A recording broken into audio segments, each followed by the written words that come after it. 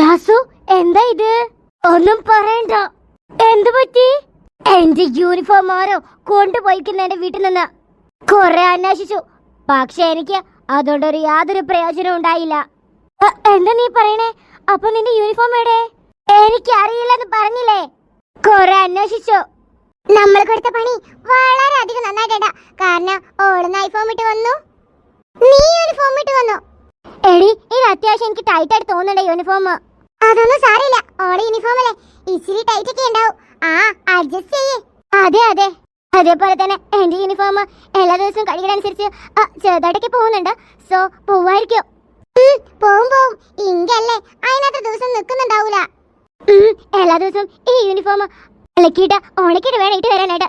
ആകെ ഒരു യൂണിഫോം എനിക്ക് ഇന്നുള്ളൂ. അതൊന്നും കുഴപ്പമില്ല, ജസ്റ്റ് ഒരു 1 വീക്ക് അല്ലെങ്കിൽ 2 വീക്ക് അത്രയല്ലേ ആവുള്ളൂ.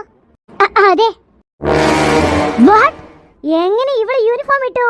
ആർക്കറിയാ? ഓള് വന്നപ്പോ തന്നെ യൂണിഫോമിൽ വന്നിരിക്കണേ. നോ നോ നോ, ഇതെങ്ങനെ സംഭവിക്കോ? അറിഞ്ഞൂടെ ജാസു, എന്തെങ്കിലൊക്കെ ഉണ്ടാവോ? 1 വീക്കിന്റെ ഉള്ളിൽ ഓള് യൂണിഫോം ഇട്ടില്ലെങ്കിൽ ഓളെ സ്കൂളിൽ പുറത്താക്കുമെന്ന് പ്രിൻസിപ്പൽ പറഞ്ഞതാ. പക്ഷെ 3-ാമത്തെ ദിവസം തന്നെ ഓളെ യൂണിഫോം ഇട്ടു.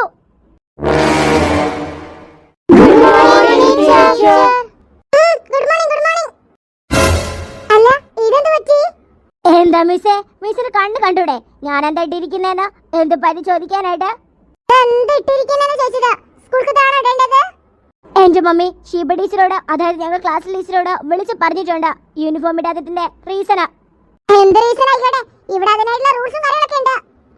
ഞാൻ പറഞ്ഞില്ലേ, ഞാൻ യൂണിഫോം ഇടാതിനൊരു റീസൺ ഉണ്ടെന്ന്.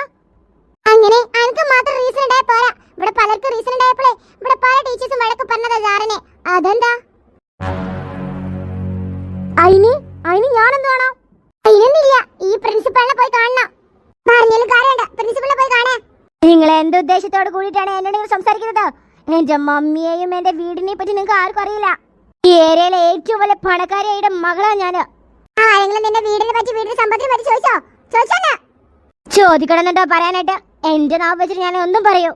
മിണ്ടാതിരിക്കണേ, മാരാതിക്ക് പോയിട്ടാ പ്രിൻസിപ്പളെ കാണാം. ഓക്കെ, കണ്ടിട്ട് വരാം. കാണിച്ചു തരാടി ഫിദേ. ഞാൻ ആദ്യമേ പറഞ്ഞേക്കാം, ആരുടെ ക്ലാസ്സിൽ എനിക്ക് പ്രശ്നമില്ല. യൂണിഫോം ഇടാതെ കണ്ടല്ലേ ആരായാലും ദേഷ്യപ്പെടും. അപ്പൊ നമ്മൾ എടുക്കാൻ പോണ ആദ്യത്തെ പാടാണ് മലയാള സെക്കൻഡിലേട്ടോ. എന്താ ജാസിമിനിത്? ഇത് തന്നെ പല ടീച്ചേഴ്സ് എന്നോട് ചോദിക്കുന്നേ, നിങ്ങൾക്കൊന്ന് കണ്ടൂടെ ഞാൻ ഇട്ടിരിക്കുന്ന എന്താന്ന്?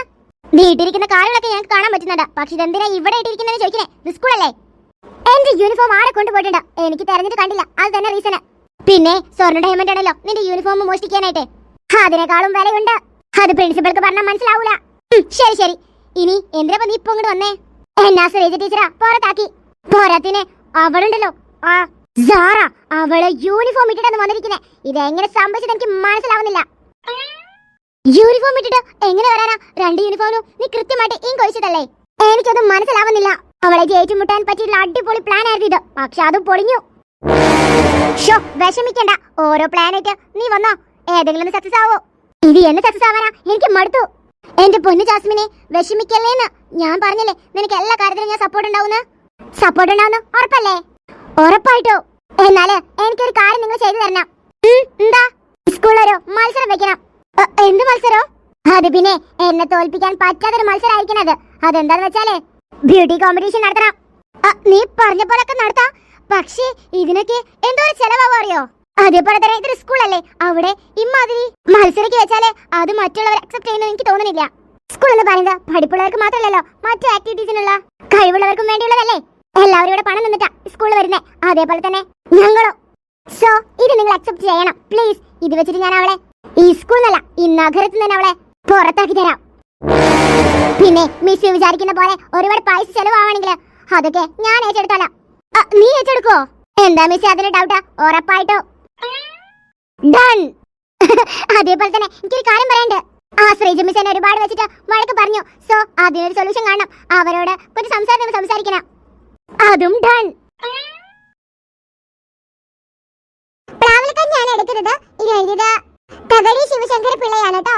അപ്പോ രണ്ടിടങ്ങഴി എന്ന നോവലിൽ നിന്ന് എടുത്തിട്ടുള്ള ഒരു കഥയാണിത്. അതേപോലെ തന്നെ ഇതിലെ ക്യാരക്ടേഴ്സ് വരുന്നത്, കഥാപാത്രങ്ങൾ വരുന്നത് കോരനും ചിരിതയൊക്കെയാണ്. അപ്പനും വരുന്നുണ്ട്. ഈ ഒരു കഥയിൽ ഒരുപാട് സ്നേഹബന്ധങ്ങളെ കുറിച്ച് പറയുന്നത് കോരനും ചിരിതയും തമ്മിലുള്ളത്, കോരനും അപ്പനും തമ്മിലുള്ളത്, ചിരിതയും അപ്പനും തമ്മിലുള്ളതൊക്കെ വരുന്നുണ്ട് കേട്ടോ. ഇതിലെ ചിരിതയും കോരനൊക്കെ കഥാപാത്ര നിരൂപണമായിട്ട് ഒരുപാട് തവണ ചോദിച്ചിട്ടുണ്ട്. അതേപോലെ തന്നെ ഇവർക്കിടയിലെ സ്നേഹബന്ധങ്ങളെ കുറിച്ചിട്ടും എക്സാമിൽ ചോദിച്ചിട്ടുണ്ട്. അപ്പൊ കൂടുതലായിട്ട് പഠിക്കുകയും ചെയ്യാം, കഥ വിശദമായിട്ട് കേൾക്കുകയും ചെയ്യാം. ബുക്കൊക്കെ കൊണ്ടുവരാത്ത കുറെ മഹാന്മാരെ കാണുന്നുണ്ട്. എക്കതിന് അടുത്ത ക്ലാസ്സിൽ പിടിച്ചോളാം. അപ്പൊ എല്ലാരും കഥ കേൾക്കൂ കേട്ടോ. നീ ഈ കഥ വായിച്ചിട്ടുണ്ടാ? ഇല്ലടി, ഞാൻ വായിച്ചിട്ടൊന്നുമില്ല. പിന്നെ എന്റെ അപ്പച്ചി പടുത്ത് ഗൾഫിൽ വരൂ കേട്ടോ. എനിക്ക് ഞാൻ മുട്ടായി തരണ്ടേ? ആഹാ, അതോളാലോ. മിഠായി തന്നോ, പക്ഷെ എനിക്ക് വലിയ വലിയ മിഠായി വേണം. എന്ന് വെച്ചാൽ സ്നിക്കേഴ്സ്, കിറ്റ്കാറ്റ് അതൊക്കെ വേണം. ഓക്കെ തരാടി. ഇപ്പൊ എന്തായാലും അവൾക്ക് വഴക്ക് കേൾക്കുണ്ടാവൂലേ? കേൾക്കുണ്ടാവോന്നോ? നല്ലോണം കേൾക്കുണ്ടാവോ? അങ്ങനെ തുടങ്ങിയാണേ. നല്ലൊരു അടിപൊളി കഥ പറയാ അവിടെ.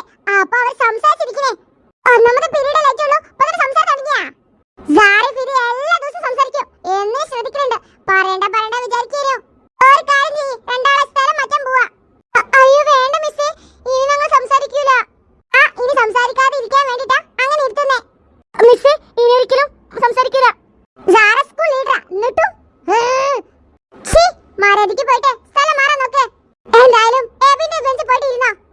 ആര്, ഞാനോ? ഈ എന്നെ. അയ്യോ, ആണുങ്ങളെ പിരിക്കേ, എനിക്ക് മടിയാ മിസ്സേ.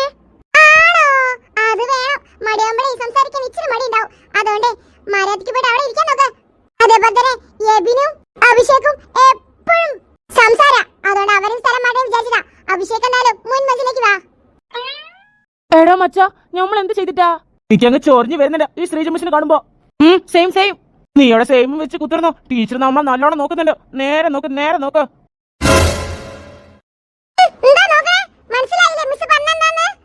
ഒരു കാര്യം ചെയ്യാം, ഞാന് ഫിരിയുടെ ഒപ്പം കുത്തിർക്കാം. സാർ ഇങ്ങോട്ട് വന്നോട്ടെ. അയ്യേ, ഫ്രണ്ട് പോയി ഇരിക്കാനുള്ള കൂതി കൊണ്ടൊന്നല്ല ഞാൻ പറയണേ. ആ സാറിന്റെ ഒപ്പം ഇരിക്കേണ്ട വിചാരിച്ചിട്ടാ. ആഹാ, അത്ര ആയല്ലേ, കാണിച്ചു തരാം ഞാന്. അല്ല മിസ്സേ, എന്താ അവൻ പറയുന്നത് കേൾക്കുന്നേ? ഞാൻ ക്ലാസ് ലീഡറും സ്കൂൾ ലീഡറും അല്ലേ? ഞാൻ പറയുന്നൊരു ഒപ്പീനിയൻ കേൾക്കണം.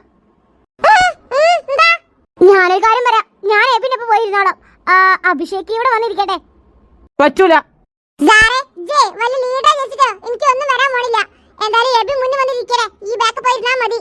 അതുകൊള്ള, എനിക്കിവിടെ പോയി യാതൊരു അധികാരവും ഇല്ലേ?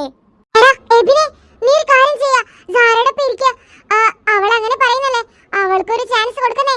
അല്ലെങ്കിൽ അതേപോലെ ഒരു ക്ലാസ് ലീഡർ, സ്കൂൾ ലീഡറാ. അനക്കെന്തെങ്കിലും പണി തരുവോള്, അവൾക്ക് എന്ത് ചെയ്യാനുള്ള ഒരു അധികാരമുണ്ട്. അതുകൊണ്ട് തന്നെ ഈ സൂക്ഷിക്കണം. അതുകൊണ്ട് ഞാൻ പറയണേ, ഓളപ്പൻ്റെ ഇരുന്നോട്ടെ.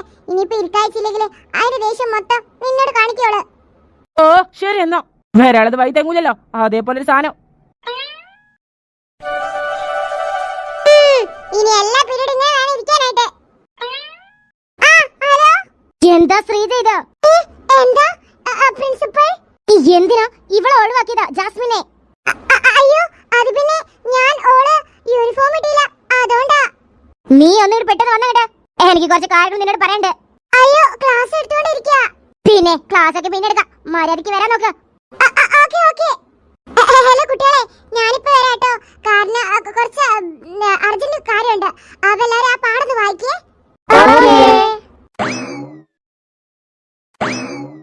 എന്താ നോക്കണേ? കണ്ണുണ്ടായോണ്ട് നോക്കി നിന്നോ. നിന്നെന്തിനാ എന്നെ അടുത്ത് ഇരുത്തിയെന്നാ ഞാൻ ആലോചിക്കുന്നേ.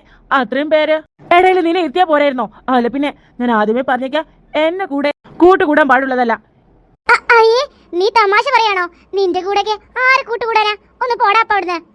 അതേപോലെ തന്നെ ഓവറായിട്ടേ എന്നോട് ലവും കാര്യങ്ങളൊന്നും തോന്നണ്ട കേട്ടോ. വീണ്ടും തമാശ കേട്ട് പറയാണല്ലോ. പിന്നെ പ്രേമിക്കാൻ പറ്റിയൊരു മോന്ത. എന്റെ മുഖത്തിന് ഒരു കുഴപ്പമില്ല. നിന്നെ പോലെ സാധാരണക്കാരി പെണ്ണുങ്ങളെ എന്നെ പ്രേമിക്കേണ്ട എന്നാ പറഞ്ഞേ. കുറെ പ്രൊപ്പോസൽസ് ഒക്കെ എനിക്ക് വന്നതാ. തന്നെ വേണമെങ്കിൽ വിശ്വസിച്ചാ മതി.